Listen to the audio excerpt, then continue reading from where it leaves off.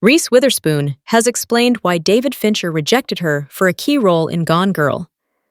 The acclaimed 2014 thriller is based on the novel of the same name by Gillian Flynn, who also adapted the film for the screen. The film did well in theaters, making over $370 million worldwide. Ben Affleck plays the lead role of Nick Dunn, a man who finds himself in a tough situation when he becomes the main suspect in his wife's disappearance. Playing opposite Affleck is Rosamund Pike as Amy Dunn. The cast also includes Neil Patrick Harris, Tyler Perry, Carrie Coon, Kim Dickens, and Patrick Fugit. In an interview on the Las Culturalistas podcast, Witherspoon addressed why she was not cast in Gone Girl. Despite author and screenwriter Flynn being interested in Witherspoon taking on the role, Fincher felt like the actor was not the right fit. In his words, Witherspoon was totally wrong for this part. This humbled Witherspoon, but also left her more able to embrace her behind-the-scenes role as a producer. She was happy with the final Gone Girl outcome, noting the fantastic roles for both Pike and Fincher. Check out the full quote from Witherspoon below. "David sat me down, and this is not on David, but David's like, 'You're totally wrong for this part, and I'm not putting you in it.' I had all these conversations with the writer Gillian Flynn, and she was like, 'No, I'd really like you to do it.' But he was like, 'You're wrong.'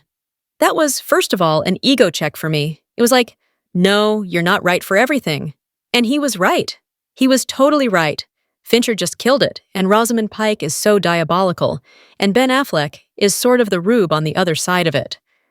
Producing also means get out of the way when you're supposed to. Do your job to promote.